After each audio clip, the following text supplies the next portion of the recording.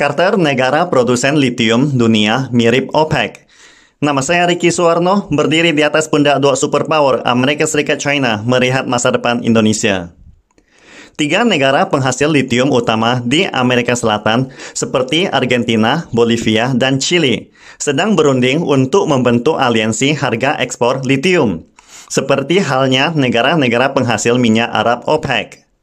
Oleh karena itu, aliansi harga tambang litium ini juga disebut Lithium OPEC.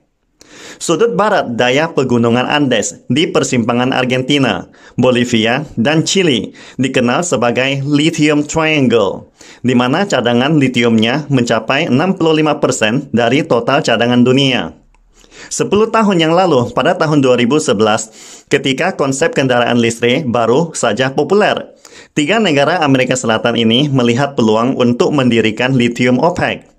Pada saat itu, para pemimpin Bolivia dan Chili memiliki pandangan yang sangat berbeda, sehingga kedua belah pihak gagal mencapai kesepakatan.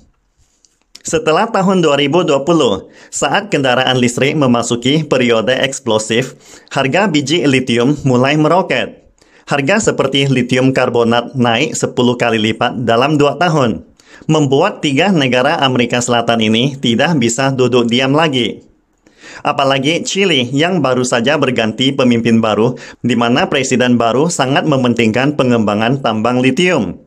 Akibatnya, tiga negara Amerika Selatan memulai kembali negosiasi tentang Lithium OPEC.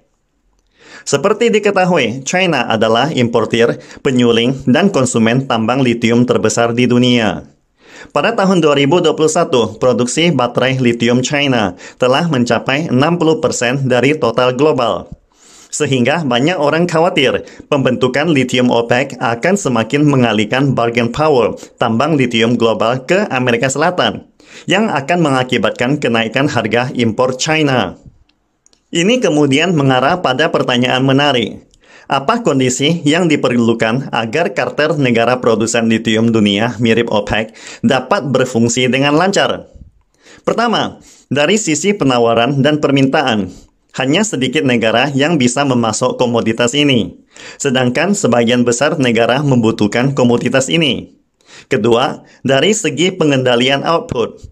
Organisasi Carter harus mampu menguasai sepenuhnya output komoditas tersebut dan dapat menentukan penambahan atau pengurangan produksi sewaktu-waktu.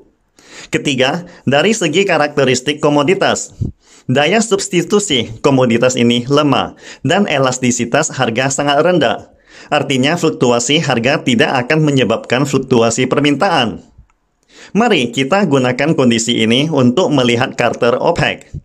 Pertama-tama, total produksi minyak negara-negara OPEC melebihi setengah dari total produksi minyak dunia pada puncaknya.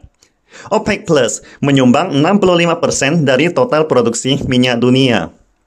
Kedua, terlepas dari pengaruh Amerika Serikat, OPEC pada dasarnya dapat mengontrol dan menentukan kapasitas produksi minyak sendiri. Faktor ketiga, minyak memiliki substitusi yang lemah dan elastisitas harga yang rendah. Jadi, tidak peduli seberapa mahal harganya, semua negara pasti membutuhkannya. Sangatlah jelas OPEC memenuhi persyaratan tersebut. Selanjutnya, mari kita lihat Lithium OPEC. Anda akan menemukan bahwa mereka tidak sepenuhnya memenuhi ketentuan ini. Pertama, dari segi penawaran dan permintaan. Meskipun cadangan biji Lithium Triangle mencapai 65% dari total cadangan dunia, namun cadangan tersebut belum secara langsung dikonversi menjadi produksi. Saat ini, produksi biji Lithium Triangle hanya menyumbang 30% dari total cadangan dunia. Saat ini, produsen biji litium terbesar sebenarnya adalah Australia, yang memiliki 55% dari total produksi dunia pada tahun 2021. Oleh karena itu, ketiga negara Amerika Selatan tersebut tidak dapat memainkan Carter harga tanpa Australia. Kalaupun ingin mendatangkan Australia nanti, proses negosiasinya akan sangat panjang. Dari segi permintaan, tambang litium berbeda dari minyak bumi. Minyak bumi diperlukan oleh semua negara, tetapi pembeli global tambang litium hanya beberapa negara industri seperti China sebagai pemain absolut. Pasar biji litium global berbeda dengan pasar minyak. Di pasar minyak, sisi penawaran terkonsentrasi, sementara sisi permintaan tersebar luas. Sisi penawaran cenderung membentuk kartel harga. Sementara di pasar biji litium, konsentrasi sisi permintaan lebih tinggi daripada sisi penawaran, dan bargain power sisi permintaan jauh lebih kuat.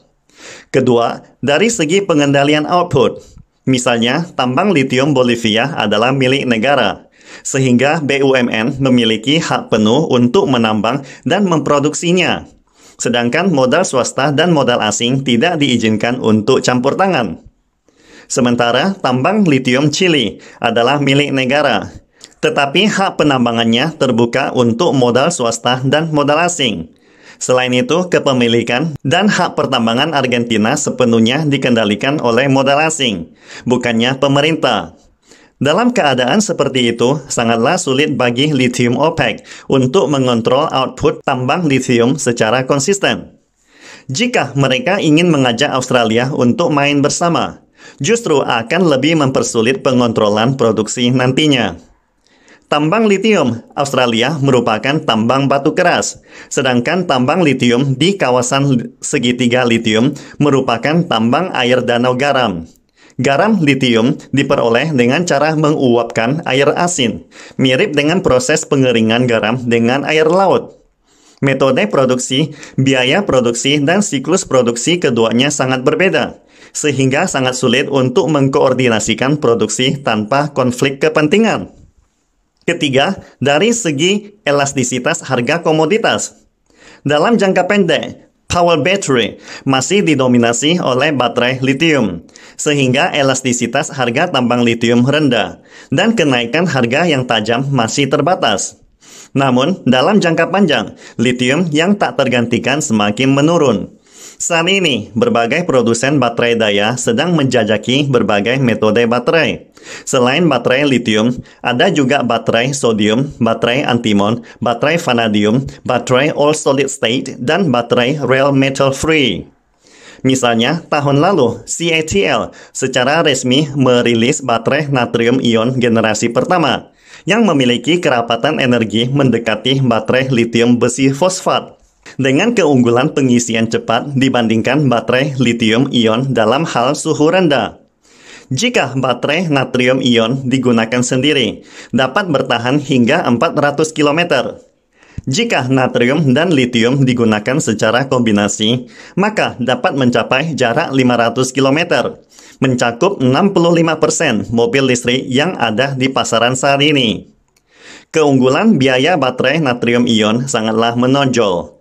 Proses industrialisasinya semakin dipercepat, sehingga tahun 2023 akan menjadi tahun pertama baterai natrium ion. Jika beberapa jalur teknis baterai daya berjalan seiring di masa depan, maka ketergantungan terhadap litium akan relatif menurun, sehingga tidak lagi memenuhi syarat untuk mewujudkan kartel harga.